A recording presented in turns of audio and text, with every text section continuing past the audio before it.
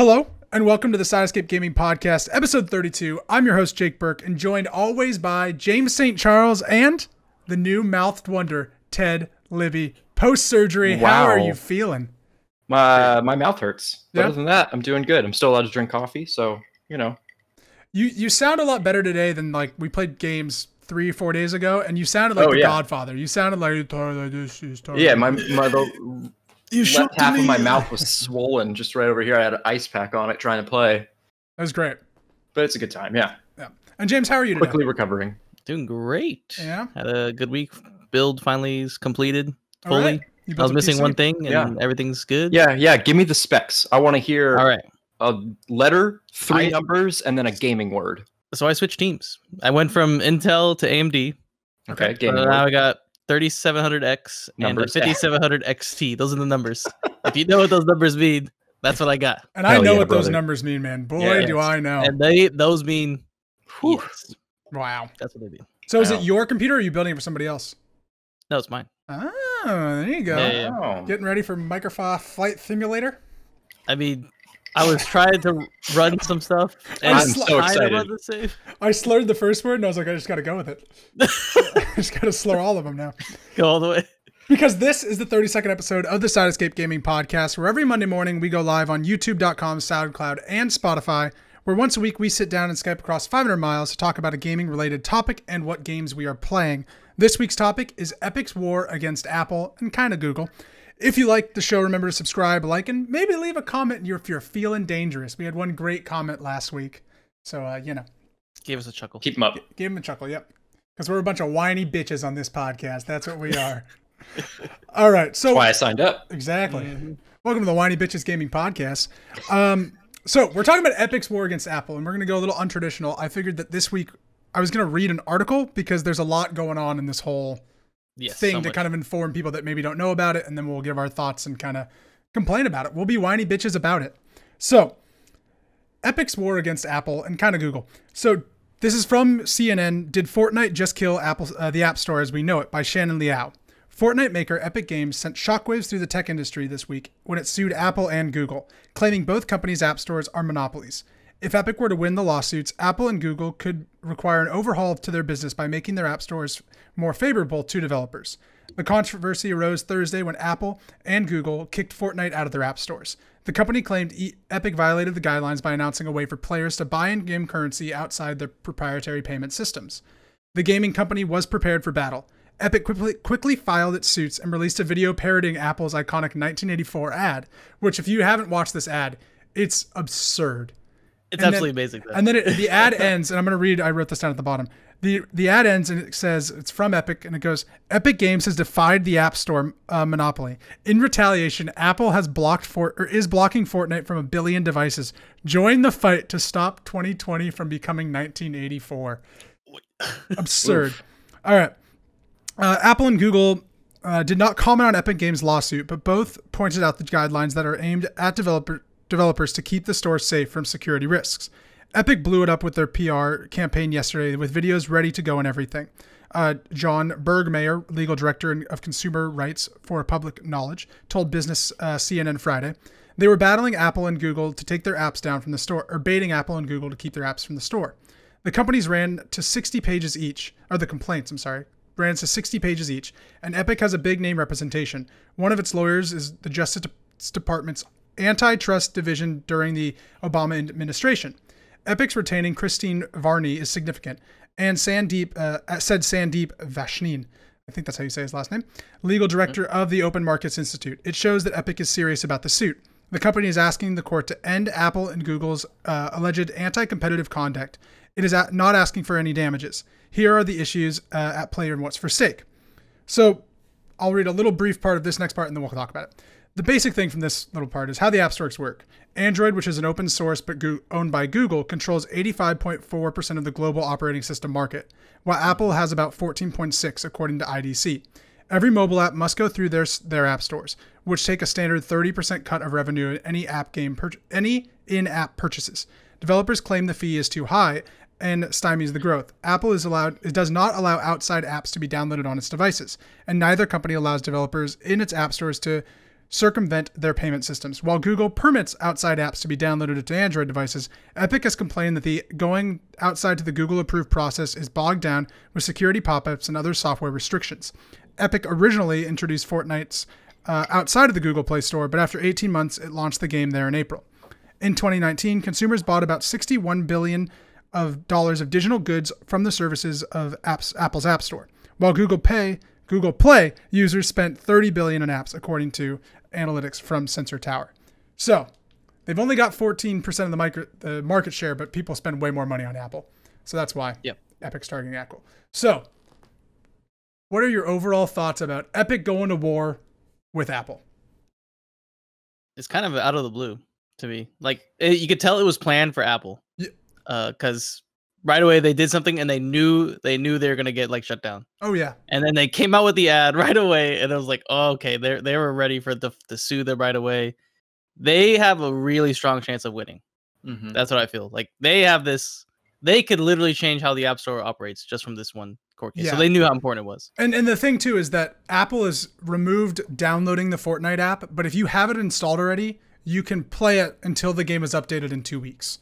So you can still play on your Apple device right now. But once the game gets its update, which its next season comes out soon, then it won't be able to be played. Yeah. So they're kind of giving this 2-week countdown window for kids to play Fortnite. What about the Apple customers too? They're going to complain. Yeah. So, Ted? I don't know. The Apple Store is a monopoly, and that's a little nerve-wracking, right? If you want to sell something on an Apple product, there's one place to do it. And they decide how much money they're going to take from you. I don't know if Epic going to war like this is the best call. This feels like we're like mobilizing Epic users, basically Fortnite kids, into being anti-Apple in the hopes that public opinion shifts, which is a little aggressive. But I definitely think that Apple and Google need to change something about their stores. Yeah, I think it's an interesting like moral topic, right? I personally don't agree with Epic. Like I agree with Epic's like what they're trying to accomplish, but the way they're doing it I think is kind of wrong. I kind of think it's very predatory on the fact that they have a younger audience that can then just complain to their parents, and they don't need to have like the facts. It is just about a public opinion, which we're seeing a lot this year in every political landscape possible. It's not about the facts. It's just about, can I scare this person enough into believing something? And like, Apple does suck that they're taking 30% from developers. But it's their platform, and and not only their platform, it's their device. Like they're making the iPhone. Like I think it's a little different with Google that they offer X amount of platforms to download Fortnite on any of them. But Google's just more convenient. Like that I think is, and that's why obviously Epic's not targeting Google as much, but they still are. But Apple is like, hey, this is our iPhone. You have the App Store. You have like, we made this. It's ours. And I kind of get like they can do that. It's scummy, but they can fucking do it. Can they? Microsoft ran into this problem in the late 90s where they said Windows is ours and we want Internet Explorer and nothing else. And they lost. They had to get broken up, and Windows became an open platform that allowed any kind of program you want on there. So legally, there's a case that this can go against Apple. Well, and that's the thing, that the next part of the article that I can read, but we don't have to, I can just bullet point it, is basically they're saying that in order for like the courts to deem them as a monopoly, they're basically each side's going to argue something different, where Apple's going to argue that the platform is smartphones, not iPhone, and that they only have 14% of smartphones in the world, and that other people have smartphones, and that they don't have a monopoly over the smartphone market. Yes, that's exactly what they have to Epic's going to argue that we're arguing about iPhone, and then they're going to basically go, well, we're not the whole market for smartphones. If you want to play Fortnite and get your money there, go to a different smartphone. So I think that's the interesting kind of debate. I mean, argument. I could be wrong, but I think Microsoft had a similar thing of like, you can buy other computers, you can buy Macs. If you buy a Windows, you get the Windows products we want and nothing else. And I don't think it worked for them. I could be wrong. I'm not familiar with that. So here's how I think they should fight it. But so with Android, there's multiple companies, Samsung, there's Huawei, there's all these companies, cell phone companies that make phones for Android, like that run Android OS. Apple literally only makes their phone for Apple OS. It'd be like Google only making phones for Android, and that's it. Like no one else could make them. They'd have a huge monopoly. So I don't know if they're going to argue that, because the whole point is arguing the market. Yeah. But they could just say like so they did the same thing. Google sued them as well. They're suing Google.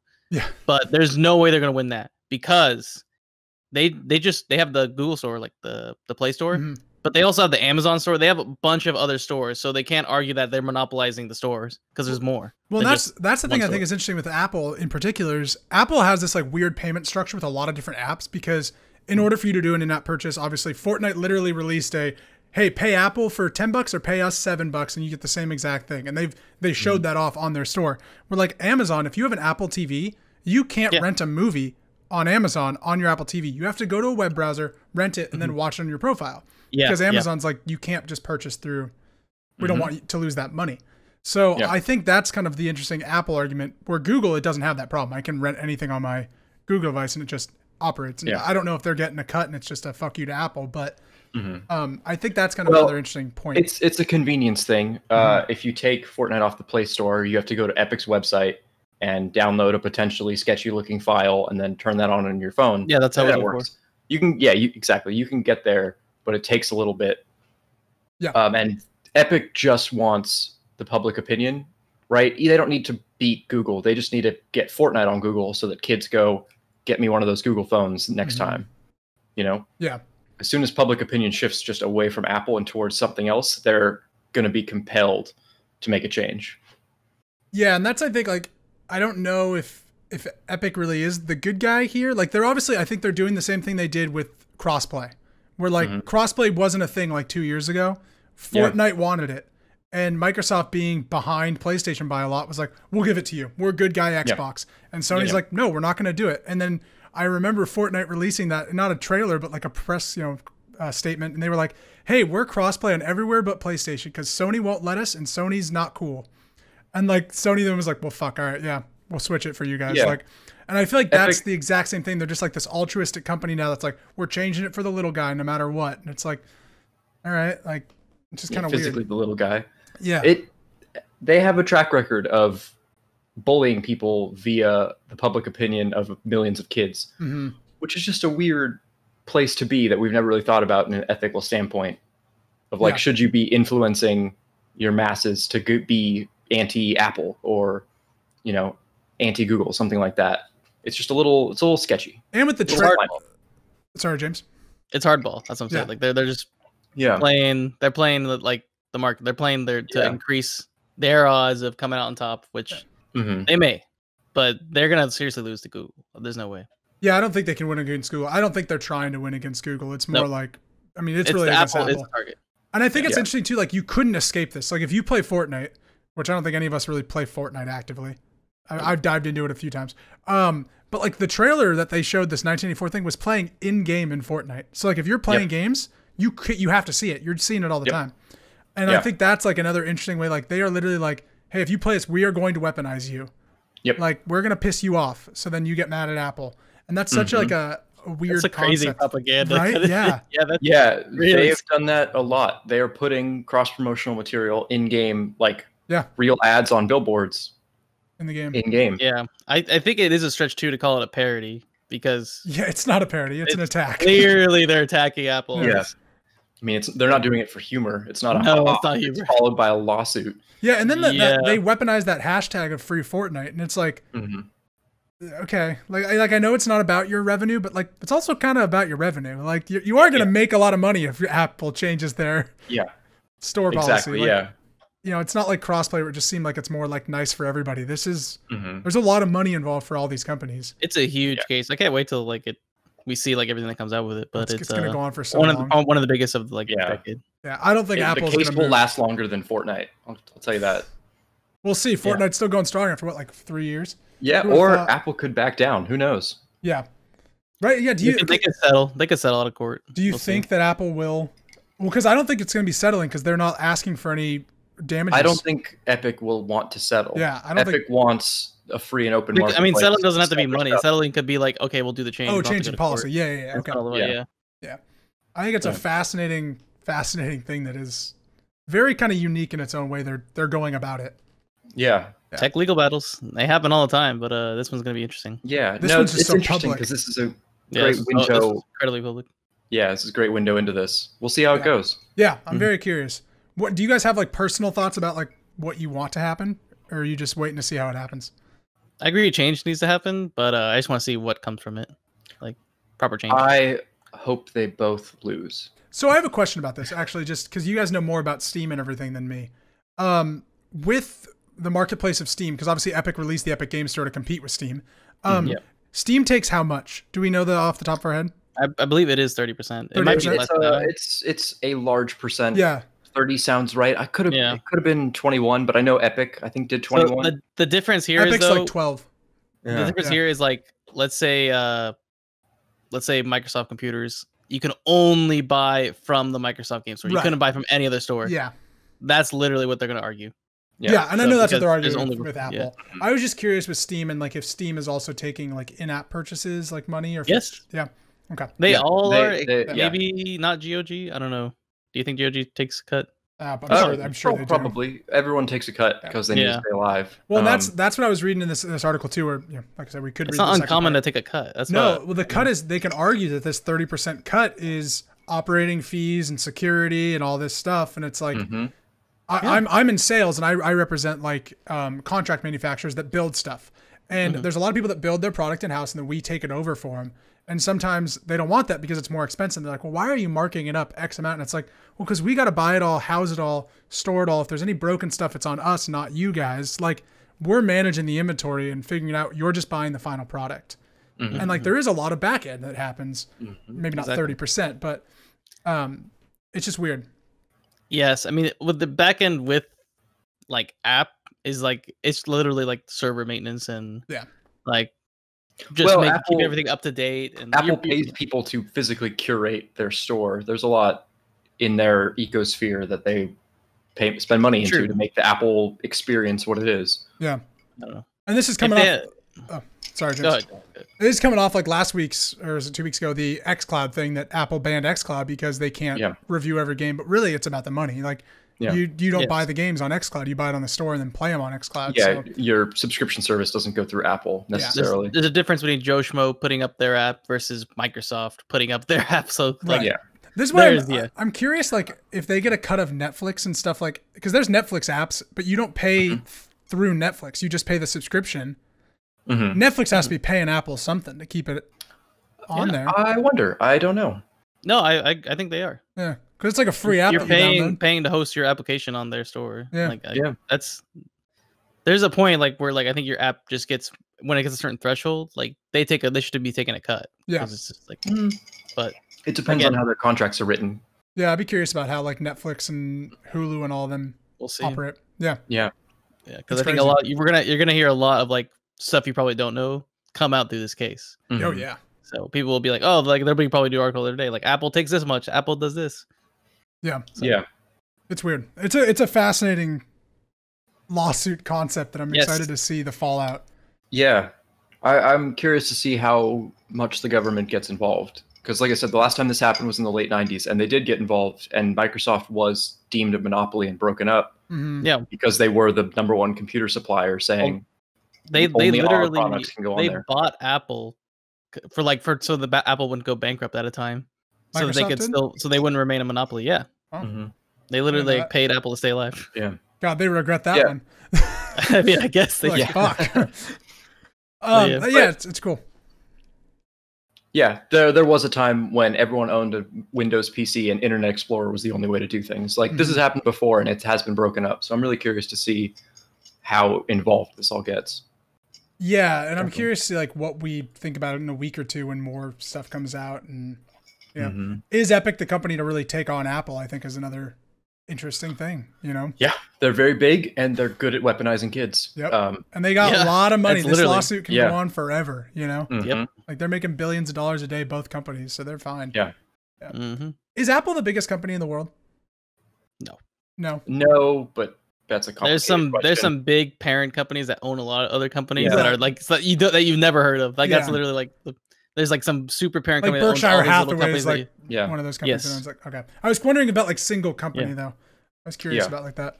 I don't know. Yeah, I don't either. Apple's just up there. At the It might top be. because- It might be Alphabet, right? Because like Alphabet owns like Google They and all own these Google other and like. a few other things. Yeah, that's true. But it's probably some company you've never heard of, and you're like, what? And then they own all these little companies. Like there's an auto group that owns. Oh, no, it's Volkswagen. Volkswagen Auto Group owns Lamborghini, Porsche, all these really like super luxury cars. That you would be like, damn. So.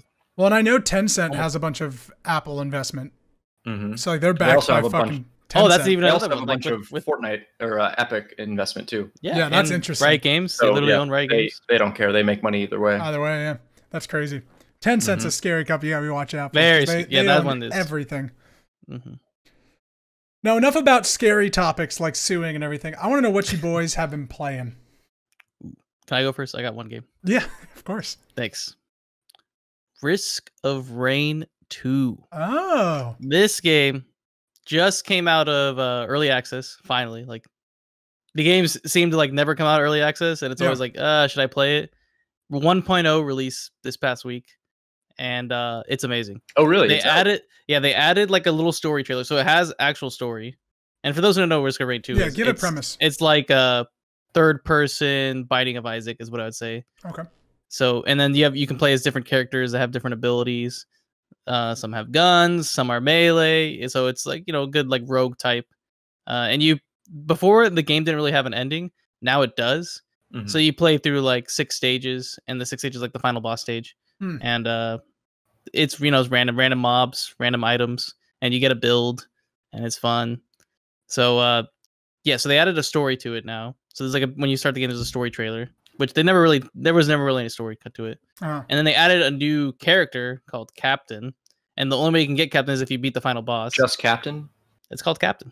Yeah. What a name. He looks like a captain, like Not a sea captain or Captain in your name. Captain. And you go, so basically you have to beat the final boss. And so we've been trying to beat the final boss. I've made a group of friends, and it is rough. Oh, so it's co-op. Is it a Kraken? It is not a Kraken. It looks like wait, you played Dota, right? Nope. Damn it. The final boss's name is Sergeant. Even if I did, I would still say no. It looks like a WoW. Well, I guess it is like a WoW character, but he has like a hammer and he looks like Void. I don't know if the Void is from WoW, but anyways. In my head, I picture this Cthulhu. Dude. It's really fun. So the first stage, he just like comes out and like hits, like swings a big hammer. He deals a lot of damage. Okay. And then there's one stage of the fight. He takes all your items. Ugh. At a trade, he walks really slow. So you have like no items, and you're just like running around, like trying to run away from him. But he has all your items, and it's hilarious because sometimes you have like really broken items, and you can just see him doing something with it. Huh. But that'd be like, imagine play like Binding of Isaac, like someone just took all your items, and you're just like default. So it's co-op too. How many people can you have play co-op? So co-op default 4-player. Okay. There's a mod. Not advocating mods. There's a mod where you can have up to 16. But that's broken. So usually some people play the mod with like 5 people. It's kind of balanced. But yeah, it's a really fun game. If you like, just like boom, you want to like keep going rapid pace. You like a roguelike, that third person shooter basically. Yeah, it's fun. That's awesome. Cool. So, yeah, so I've been playing that. I didn't know that even came out. I knew the first one pretty well. Yep. Yeah, I knew it came out in beta, but yeah. Beyond that, it's been early access for a while, and then now they just like 1.0. So that's awesome. Added some new items, finally an ending, and it's on Steam. Steam, yep. Okay. $20. $20, not bad. Oh, okay. Okay. That's basically it. Ted, would you like to go next, or would you like me to go? I'll go next. Mine's short. I've been sitting at home with an ice pack on my face most of the day, so I needed something kind of one-handed and simple. So I would dip back into Pinball Arcade. Oh, interesting. Not where I thought that was going. You one-hand pinball. Oh, yeah, just on the mouse. Click. I guess, but you can't tilt. I don't tilt. I'm not a real pinball player.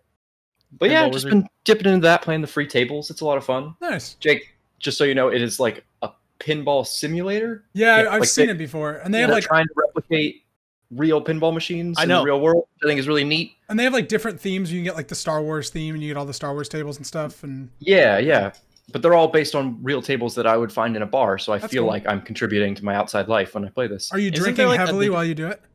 What's up? Are you drinking heavily while you play pinball? Yes. Well, that was also part of the surgery. Just isn't there a digital like pinball table that runs this game? and you could like put whatever like pinball. That's cool. Like, I don't know, map but that on sounds it. awesome. That sounds I'll awesome. show it to you. There is. Yeah. Okay, It'll show you. that's really that's fucking really cool. Yeah. Yep. But yeah, I've just been messing around with that, playing the Star Trek table a lot because it's a lot of fun. Or like original series, Next Generation. Next Generation, All right, all the right. 80s Very one. good. Yeah. Yeah. Also, the 2009 one's not a bad table. Okay. I didn't know you were into Yeah. pinball. I'm not really, but it's fun to dip Yeah. in and out of every once in a while, you know? All right. Huh. But yeah, just pretty simple, pretty easy, pretty low-key week for me. Yeah. Nice. So I've been playing a lot of demos and betas. It's kind of been my weekend. So I pre-ordered Tony Hawk Pro Skater 1+2 because I'm a big Tony Hawk Pro Skater fan, and the demo. Isn't that 3? 1 plus 2? God. Got me. 1 and 2. 1 and 2. So the Warehouse demo came out, which is the original demo from the PlayStation disc, like that you could get back in the day. And it's got 4 songs, and you just play the demo for 2 minutes, and you can keep doing 2-minute sessions in the Warehouse.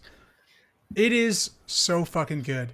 It feels exactly like how I remember Tony Hawk feeling and looking. And I think that's the best thing for a remake is when the game doesn't like have bad controls of old, but feels like you remember it feeling when that was all you knew. I think is it's the best feeling. the best thing you can do with the game. And this game does that perfectly. It's just captures it. It's beautiful. It's fun. I cannot wait for like the full version. It became my most anticipated game of the year by far. Just playing this. Is this a multi-platform release? Is Yes. this Yeah. exclusive? Yep. It's on, I think, everything, except for Switch.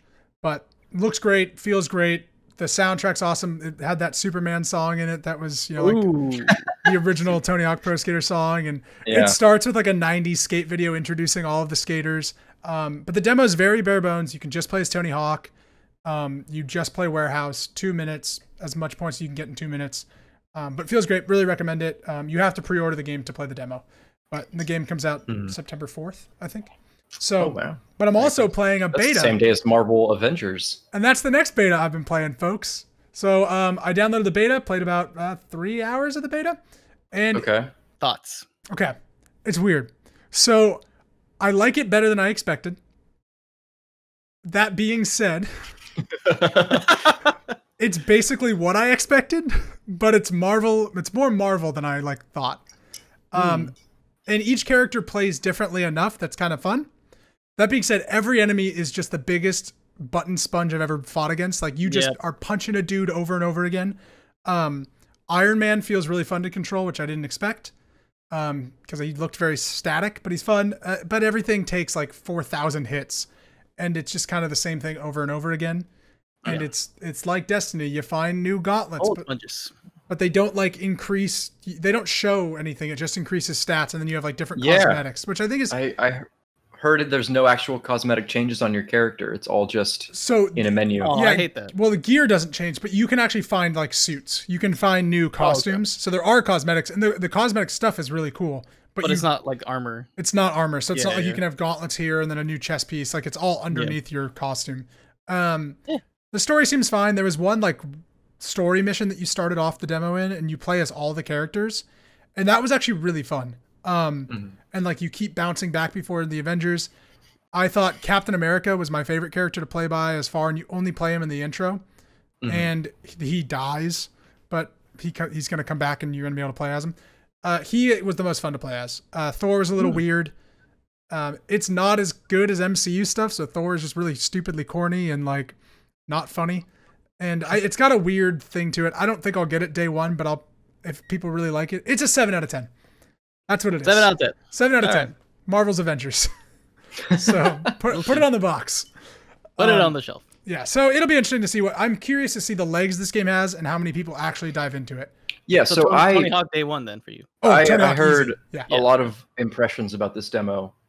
All of them were, middling to negative. Yeah. But one thing that I didn't really understand is this a co-op story that you run through, or is this a live experience, dungeons, and you know what I mean? Ted, instance. What if I was to tell you that it's equally both and none of that all at the same time?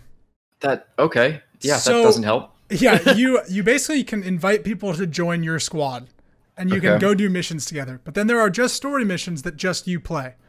Okay. And then you are able to select your character for some missions, and other missions you're just the Hulk or Iron Man or something. Then when you have a squad of 4, you either build it out with your own team that are your level that you've been working on, or you can invite your friends. And I don't know if it's like as much Destiny as it is more just like a mission select single player game. I did have some times where I was playing with like my squad because I've not played online yet. And I'm fighting like a bunch of dudes trying to hold this area, and Iron Man and the Hulk are just fucking off somewhere else. And like no one's helping me. I'm like, all right, cool. This just sucks. So I'm a little nervous that like the AI is not good. Yeah. So I don't know. It's just very meh. Yeah. Huh. But it's Marvel, so like that's like why I'm kind of interested in it, which is so stupid. I hate that I'm like that.